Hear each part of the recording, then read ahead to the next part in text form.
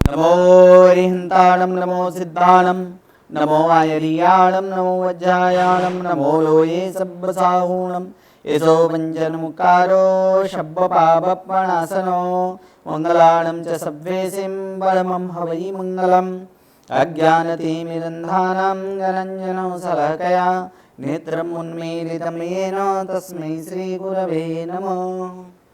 परम पूज्य पूज्यपाद कलिकाल सर्वज्ञ हेमचंद्र सुरेश्वर जी महाराजा के द्वारा विरचित शुद्ध हेम शब्दानुशासन नामक व्याकरण ग्रंथ और इसी व्याकरण ग्रंथ से उद्धरित पंडित वर्य शिवलाल जी द्वारा रचित हेम संस्कृत प्रवेशिका प्रथमा, मध्यमा और उत्तमा ऐसे 3 विभागों से विभाजित हेम संस्कृत प्रवेशिका और इसी हेम संस्कृत प्रवेशिका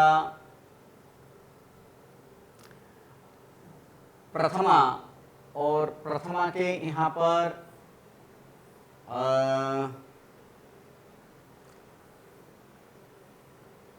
अंतिम प्रकरण और अंतिम प्रकरण में जो सुभाषितानी जो है वो सुभाषितानी यहाँ पर हम लोग देख रहे हैं। तो उसी सुभाषितानी के अब आगे का सुभाषितानी यहाँ पर हम लोग देखेंगे। कितना हुआ है?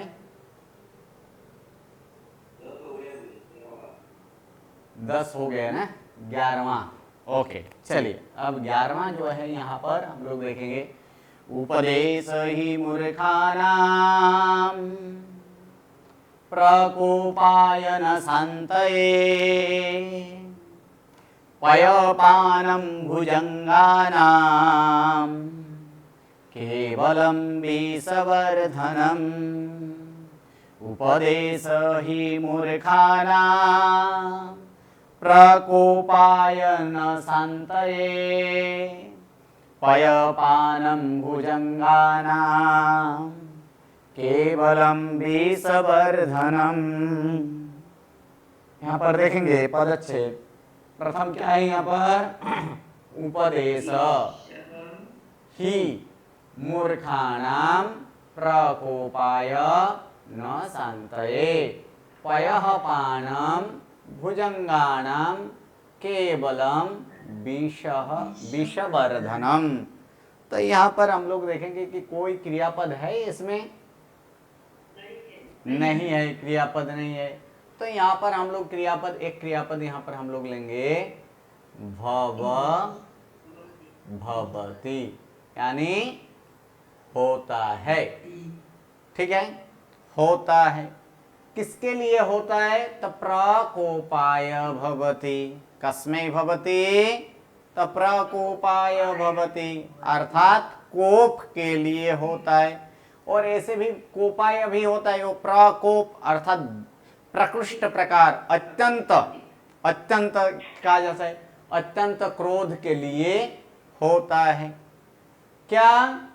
उपदेश, यानी उपदेश अत्यंत क्रोध के लिए होता है। किसको उपदेश देना? तो यहां पर कहा गया मूर्खाणाम, यानी मूर्खों को उपदेश देना, या तो मूर्खों का उपदेश किसके लिए होता है?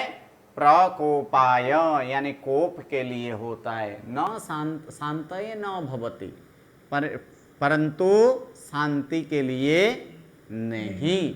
शांतये न भवन्ति, शांति के लिए नहीं।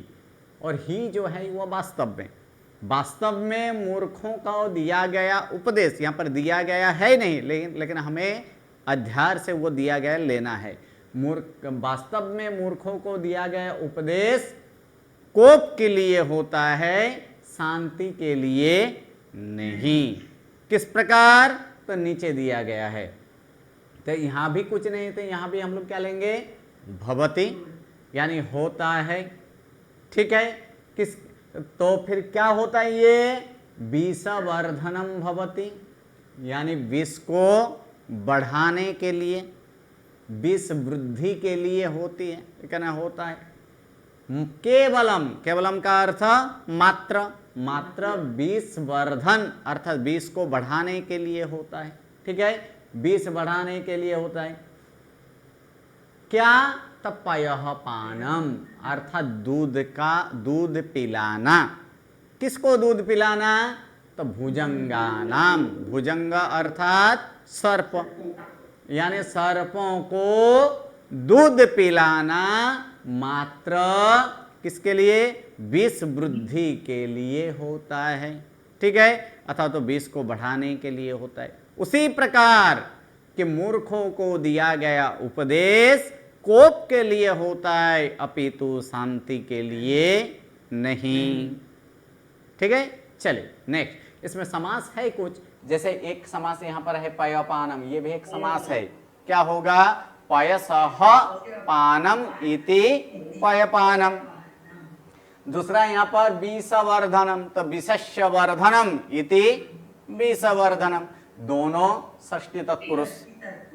चलिए आगे का, यस्यास्ति वित्तं स नरकुलिना स एव भक्ता स च दर्शनीय स पंडित स श्रुतवान् गुणज्ञ सर्वे गुणा काञ्चनमाश्रयन्ते।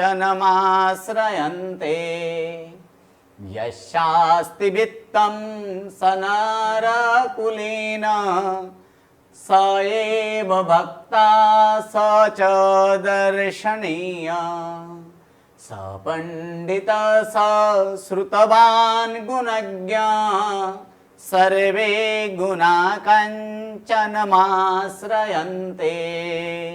चलिए संधि विच्छेद, या तो पदच्छेद, पदच्छेद करेंगे तो क्या होगा यहाँ पर? यस्य अस्ति वित्तं स नरः कुलीन सह एव वक्ता स च दर्शनीय स पंडित स श्रुतवान् गुणज्ञ सर्वे गुणाः कांचनम आश्रयन्ते। यहां पर क्या कहा गया है? अस्ति, क्या क्रियापद है यहाँ पर? अस्ति है ना, अस्ति है, क्या है? तब वित्तम अस्ति, यानी वित्त यानी धन, यानी धन है, ठीक है। यश वित्तम अस्ति अर्थात जिसका धन है, इसका मतलब क्या है? यश पार्श्वे वित्तम अस्ति, ओके। तो फिर क्या होगा यहाँ पर? जिसके पास में धन है। स नरः कुलीनः अस्ति, वह नर, वह पुरुष कौन है? कुलवान है, यानी कुलीन है अर्थात कुलवान, वह कुलवान है। स एव वक्ता, वह ही कौन है? वक्ता है, यानी बोलने वाला। सच दर्शनीय, वह दर्शनीय है अर्थात दर्शन करने योग्य, ठीक है, वह दर्शन करने योग्य। स पंडित, वो कौन है? वह पंडित है। स श्रुतवान, वह ज्ञानी है। श्रुतवान अर्थात श्रुत है जिसके पास, उसे क्या कहा जाता है? श्रुतवान अर्थात ज्ञानी, वह ज्ञानी है। स गुणज्ञ, वो कौन है? गुण को जानने वाला, यानी गुणी, वो गुणी भी है। क्यों? तो उसका नीचे कारण दिया गया है कि सर्वे गुणा कंचनम आश्रयन्ते, आश्रयन्ते अर्थात आश्रय करते हैं, ठीक है। किस पर आश्रय करते हैं? कांचनम, कांचन अर्थात सोना, यानी सोना में आश्रित करते हैं, अथवा तो आश्रित है, अथवा तो सोना पर आश्रय करते हैं। कौन? तो सर्वे गुणाः, सभी गुण, यानी सर्वे गुण सोना में आश्रित हैं, अथवा तो सर्वे गुण सोना पर, इधर सुवर्ण पर आश्रय लेते हैं, ठीक है। इसीलिए यहां पर कहा गया यस्य वित्तम अस्ति, जिसके पास धन है वह कौन है? वह मनुष्य कुलवान है, वह मनुष्य वक्ता, वही वक्ता है, वही दर्शनीय है, वह दर्शनीय है, वह पंडित है, वह श्रुतवान अर्थात ज्ञानी है, और वह गुणी है, क्योंकि सभी गुण, सर्वे गुण किसमें आश्रित होते हैं? कांचन अर्थात सोने पर आश्रित होते हैं, गलत हो रहा है ना। ये एक कटाक्ष है, ये कटाक्ष है, क्योंकि अभी ये भी प्रचलन है, क्योंकि जो ऐसे जिसके पास वित्त है उसी को आगे लाया जाता है और उसी को देखने के लिए सबके सब जन समूह दौड़ते हैं, उसको सुनने के लिए, थोड़ा सुनने के लिए वो भी तैयार हो जाते हैं और वही दर्शनीय है और उसको लगता है वो जो बोलता है, जैसे कि पंडित बोलते हैं उसी प्रकार से वो उन सबको लगता है और उन सब का वाक्य को मानने वाले भी होते हैं। इसीलिए ये कटाक्ष के स्वरूप में कहा गया है, क्योंकि अभी किसका बोलवाला है? वित्त का, हाँ, यानी पैसा का बोलवाला है। जिसके पास पैसा है वही सब कुछ है। क्यों? क्योंकि बोला गया है कि जिसके पास पैसा है, जैसे कि जिसके पास सोना है और सोना में ही संपूर्ण सभी गुण आश्रित है, उसी प्रकार जिस प्रकार जिसके पास पैसे हैं वो सारे के सारे गुण उसी में आश्रित होता है, इसीलिए ये सब होता है।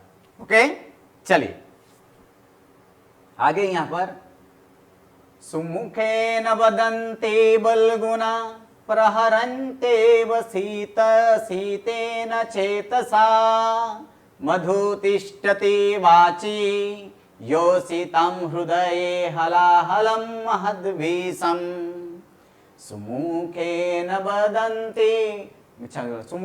वदन्ति बलगुना प्रहरन्ते शीतेन चेतसा मधुतिष्ठति वाची योषितां हृदये हलाहलं महद्विषम्।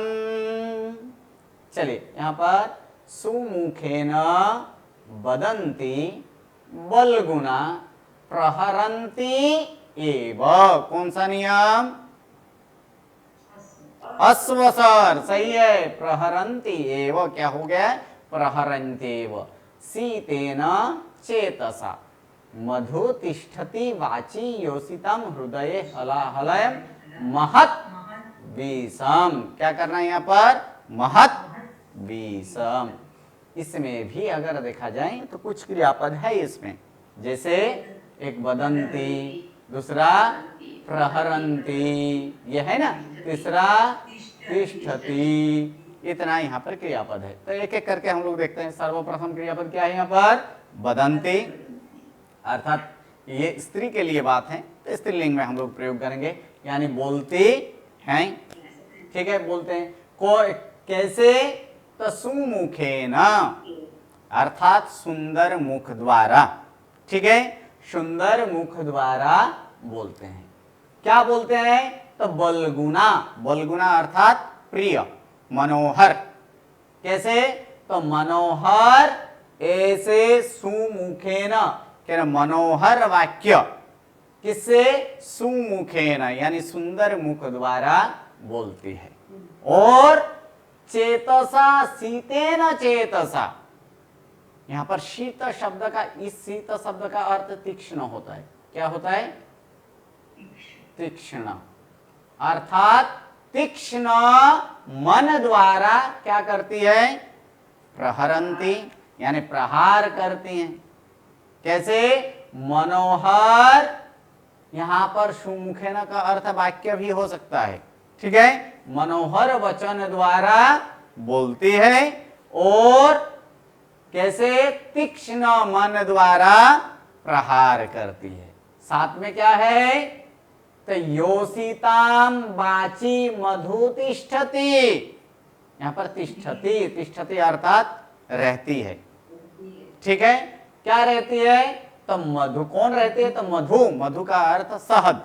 ठीक है, ये शहद किसमें? तो वाची, सप्तमी एक वचन है। वाच, वाच शब्द का सप्तमी एक वचन क्या होता है? वाची होता है ना, इसलिए वाची अर्थात वचन में, वचन में मधु तिष्ठति का रहती है का किया जा सकता है, या तो फिर है कर दीजिए तो भी चलेगा। ठीक है, यानी स्त्रियों के वचन में मधु है और हृदय हलाहलम महद विषम अस्ति, यहां पर है नहीं लेकिन यहां पर हम लोग क्या लेंगे? एक अस्ति, अर्थात क्या है?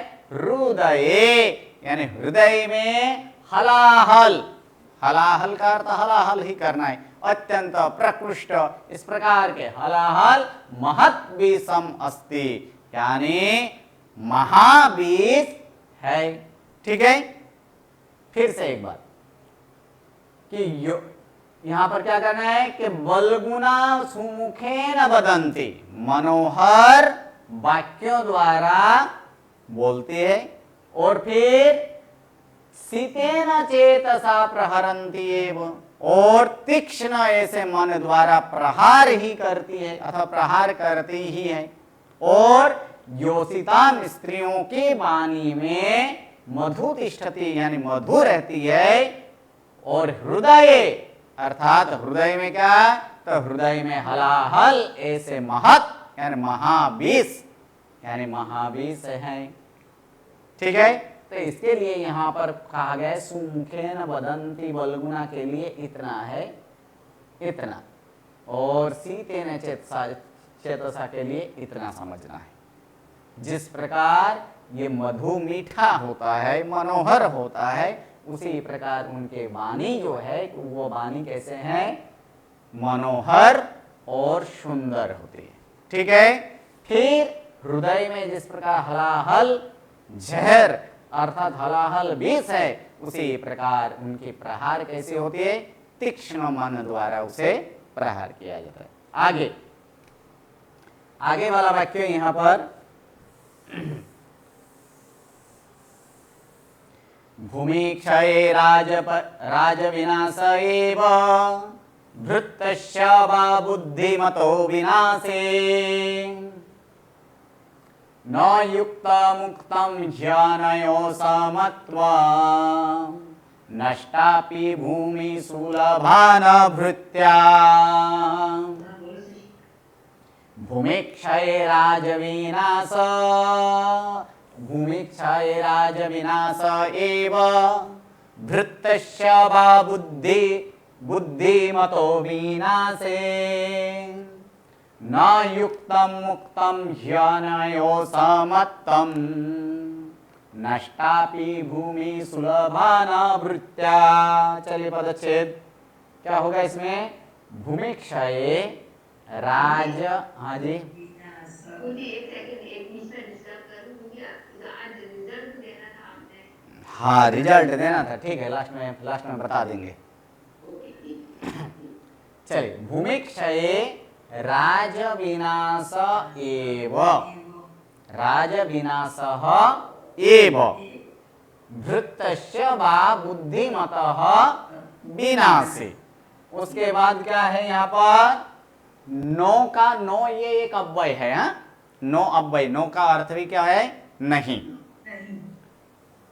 युक्तम उक्तम, क्या करना है, युक्तम उक्तम ही आनयोः, क्या करना है, ही आनयोः समत्तम नष्ट अपि भूमि ही सुल, नष्ट नहीं, नष्टा ही करना है, स्त्रीलिंग है ना, इसलिए नष्टा अपि करना है, क्योंकि भूमि है इसलिए स्त्रीलिंग है।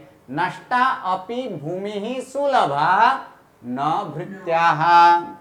ठीक है, इसमें क्रियापद देख लीजिए, है क्रियापद इसमें, नहीं है, कोई क्रियापद नहीं है, तो यहाँ पर हम लोग क्या लेंगे, अस्ति, अस्ति अथवा तो भवति, दोनों लिया जा सकते हैं, यहाँ पर अस्ति ले लेते हैं। क्या कहा गया है, भूमि क्षये राज विनाश एव अस्ति। क्या कहा है कि भूमि क्षय, ये षष्ठी तत्पुरुष है, भूमे है क्षयम इति भूमि क्षयम, और तस्मेन भूमि क्षय, अर्थात भूमि के क्षय में, अर्थात भूमि का क्षय हो जाने पर राज विनाश ही है। वा का क्या करना है, अथवा, अथवा बुद्धिमत भृत्तस्य विनाश विनाशे एव राज विनाश। ठीक है, दो बार लेना है, अथवा तो क्या, अथवा तो बुद्धिमत भृत्तस्य, अर्थात कैसे, तो बुद्धि वाला ऐसे नौकर का विनाश में भी क्या है, राज विनाश अस्ति। ये दो कारण दिया गया है यहाँ पर। राज्य का विनाश होना, राजा का विनाश या तो राज्य का विनाश होना, यहाँ पर दो कारण दिया गया है। या तो भूमि का क्षय हो, या तो फिर बुद्धिशाली नौकर अर्थात बुद्धिशाली सैनिक मंत्री जो है उनका विनाश होने पर क्या होता है, राज्य का विनाश होता है। ठीक है। अब यहां पर कहा गया है उसके तृतीय पद में न युक्तम उक्तम, न युक्तम उक्तम ही अनयोः समत्तम, अर्थात उक्तम अर्थात कहा गया है। ठीक है, कहा गया है। क्या कहा गया है, अनयोः समत्तम उक्तम न युक्तम, अर्थात अनयोः समत्तम, इन दोनों में समानता। कौन सी दोनों में, एक तो भूमि क्षय और दूसरा क्या है, हाँ बुद्धिशाली नौकर का क्षय। इन दोनों की समानता जो कहा गया है, अनयोः समत्तम, हाँ युक्तम न उक्तम, ये योग्य नहीं कहा गया है अथवा वो योग्य नहीं है। इन दोनों में समानता जो कहा गया है वह अध्यर्थ लेना है, वह युक्तम न, वह योग्य नहीं है। क्यों, तो उसका कारण नीचे की लाइन में दिया गया है। क्यों योग्य नहीं है, तो यहां पर कहा गया नष्टापि भूमि सुलभा न भृत्या, नष्ट हुई भूमि सुलभा अस्ति, अर्थात नाश हुई भूमि फिर से वो मिल सकता है कि नहीं, मिल सकता है। यानी नष्ट हुई भूमि सुलभ है परंतु भृत्या न, नाश हुए सेवक नहीं। ठीक है, इसलिए इन दोनों की समानता जो दिया गया है वह समानता क्या नहीं है, योग्य नहीं है। अर्थात भूमि क्षय अर्थात कोई राजा द्वारा अन्य राजा के ऊपर आक्रमण, अन्य राजाओं के द्वारा आक्रमण करके उस राज्य को छीन लें, अर्थात उस राज्य को अपने बस में कर लें, तो इसमें क्या हुआ, भूमि क्षय हुआ। इसलिए इस भूमि का क्षय में राज्य का विनाश होता है। लेकिन ऐसे राज्य फिर से एक बार मिल सकता है, लेकिन कभी कभी क्या होता है, राजा के मन में ही कोई व्यक्ति आकर कुछ कहकर जाए और जो कर्मनिष्ठ हों, ऐसे काम करने वाला हों, ऐसे हमेशा राज्य के प्रति वफादार रहने वाले, ऐसे जो बुद्धिशाली अथवा तो जिसमें बुद्धि वो लगाते हैं जिसमें राज्य का ही विकास हो, ऐसे सोचने वाले कोई सेवक अर्थात अथवा तो उनके मंत्री, उस मंत्री को ही वहां से निकाल दिया जाए या तो उन मंत्री को मार दिया जाए, तो फिर क्या वो मंत्री फिर वापस दोबारा मिल सकता है, नहीं मिल सकता है। इसीलिए कहा गया है कि इन दोनों में जो समानता कही गई ना, ये समानता योग्य नहीं है। उसके बाद वाला में जो है कि वो मित्र की अवस्था किस प्रकार की होती है। मित्र दो प्रकार के हैं, एक सुमित्र और दूसरा कुमित्र। तो सुमित्र और कुमित्र में क्या अंतर है, तो वो यहाँ पर दर्शाया गया इसके अंदर। आरंभी गुरवी क्षयिनी क्रमेण लघ्वी पुरा वृद्धिमती च पश्चात् दीनस्य पूर्वार्ध परार्ध भिन्ना छायेव मैत्री खल सज्जनानाम्। आरंभ गुरवी क्षयिनी क्रमेण लघ्वी पुरा वृद्धिमती च पश्चात् दीनस्य पूर्वार्ध परार्ध भिन्ना छायेव मैत्री खल सज्जनानाम्। चलिए इसका पदच्छेद कर देते हैं। इसका पदच्छेद करेंगे तो इसका पदच्छेद क्या है यहाँ पर, आरंभ गुरवी क्षयिनी क्रमेण लघ्वी पुरा वृद्धिमती च पश्चात् दीनस्य पूर्वार्ध परार्ध भिन्ना छाया इव मैत्री खल सज्जनानाम। यहां भी कोई विशेष क्रियापद यहां पर दिख रहा है? नहीं दिख रहा है। तो यहां पर हम लोग क्या ले लेंगे? भवति। ये भवति एक क्रियापद ले लेते हैं, अर्थात यहां पर मैत्री है, अर्थात मित्रता की बात की आ गई कि मित्रता होती है।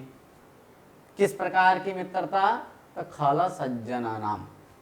खल अर्थात दुर्जन और सज्जन का अर्थ सज्जन ही होता है। दुर्जन और सज्जन की मैत्री किसकी तरह होती है? तो छाया ईव, यानी छाया की तरह। कौन सी छाया? तो छाया की तरह कैसी होती है? भिन्ना, अर्थात अलग। छाया की तरह अलग होती है। किससे भिन्ना? तो पूर्वार्ध छाया, परार्ध छाया, अर्थात दिन के किसका पूर्वार्ध? तो यहां पर दिया गया दीनश्य है ना, तो दिन के पूर्वार्ध और दिन के परार्ध छाया की तरह भिन्न। क्या? खल सज्जना नाम मैत्री भिन्ना भवति, अर्थात खल और सेज सज्जनों की मित्रता भिन्न होती है। कैसे? तो उसको लिए यहां पर कहा गया कि दीनश्य पूर्वार्ध, दीनश्य पूर्वार्ध आरंभ गुर्वी क्रमेण क्षयनी भवति। क्या होता है? दिन में सूर्य के जब आता है तब उनकी छाया स्टार्टिंग में क्या होते? आरंभे गुर्वी, है कि नहीं? यानी शुरुआत में क्या है? गुर्वी। गुर्वी अर्थात बड़ी, ठीक है। शुरुआत में छाया कैसे होती है? बड़ी। और क्रमेण क्षयिनी, और क्रमानुसार वो क्षय को पाती है, ठीक है, क्षय पाती है। और दिनश्य परार्ध छाया, दिन की परार्ध, परार्ध अर्थात दोपहर के 12 बजे के बाद, ठीक है। दिन के अपरार्ध यानी दूसरे भाग की छाया पूरा वृद्धिमती, पहले कैसे होती है? पहली क्या? पूरा वृद्धिमती, पूरा लघवी, क्या है उसमें? पूरा पहले छोटी और पश्चात वृद्धिमती, और धीरे धीरे बढ़ती हुई छाया होती है। उसी प्रकार खल सज्जना नाम मैत्री दीनश्य पूर्वार्ध परार्ध भिन्ना छाया इव भवति। ओके, फिर से एक बार, दिन का पूर्वार्ध, यहां फिर से एक बार ले लेना छाया। तो क्या करना है? दिन के पूर्व भाग की छाया आरंभ गुर्वी क्रमेण क्षयनी भवति, अर्थात दिन के पूर्वार्ध छाया प्रारंभ में बड़ी और क्रमानुसार क्षय होती हुई होती है, अर्थात क्षय को पाती है, ठीक है। दीनश्य परार्ध छाया पूरा लघवी, पहले छोटी, पश्चात उसके बाद वृद्धिमती यानी बढ़ती हुई होती है। इसी प्रकार किस प्रकार? तो दीनश्य दिन के पूर्वार्ध और परार्ध छाया की तरह भिन्न खल सज्जनानां मैत्री भवति, अर्थात दिन के पूर्वार्ध और परार्ध छाया की तरह भिन्न खल अर्थात दुर्जन और सज्जनता की मैत्री होती है। ओके, चलिए उसके बाद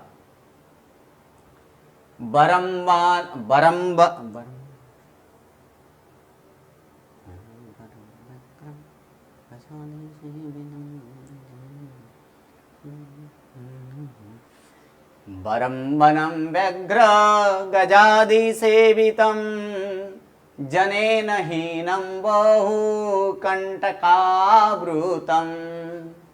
तृणानि शय्या परिधानवल्कलं न बन्धु मध्ये धनहीन जीवितं वरं वनं व्यघ्र गजादि सेवितं जनेन हीनं बहुकंटकावृतं तृणानि शय्या परिधानवल्कलं न बंधु मध्ये धनहीन जीवितम्। चलिए, वरम वनम व्याघ्र गजादि सेवितम, एक ही पद है। हाँ, जनेन हीनम बहुकंटकावृतम तृणानि शय्या परिधान वल्कलम न बंधु मध्ये धनहीन जीवितम। ये समास है। बहु का के व्याघ्र गजादि सेवितम,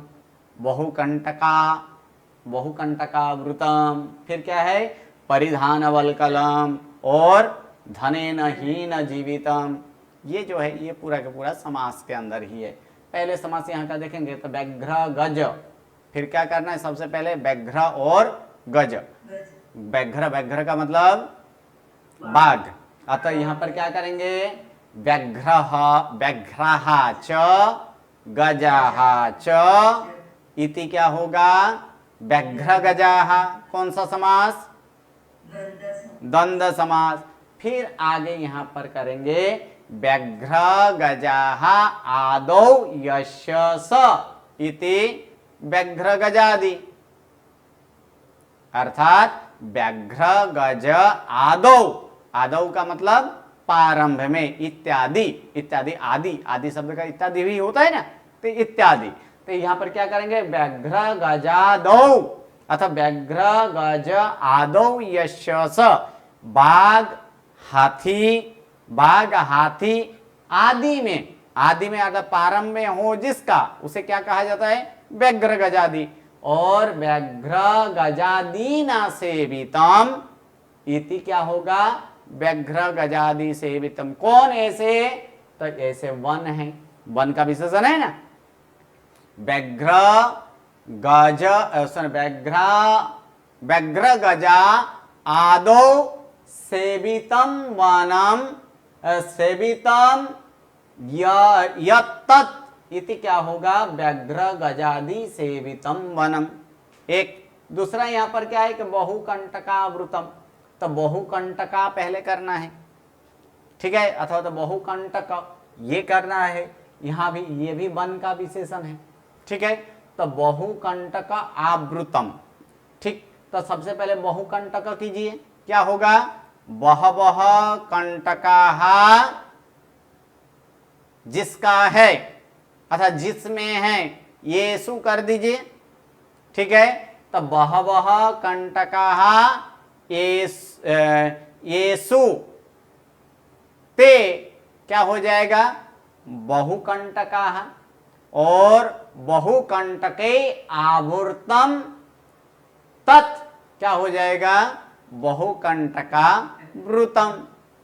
फिर यहाँ पर क्या है परिधान कल्पम, परिधान बलकलम। तो परिधाने बलकलम इति परिधान बलकलम, पहनने में क्या है छाल, छाल जो है उसे परिधान कल्पम। उसके बाद क्या धनहीन जीवितम, सबसे पहले धनहीन करना है, धनेन हीन इति धनहीन, ठीक है, धनेन हीन इति धनहीन, और धनेन हीनेन जीवितम इति क्या हो जाएगा धनहीन जीवितम। चलिए अब यहां पर करेंगे, यहां पर कोई क्रियापद यहां पर दिख रहा है नहीं, तो फिर यहां पर फिर से एक बार क्या लेंगे अस्ति,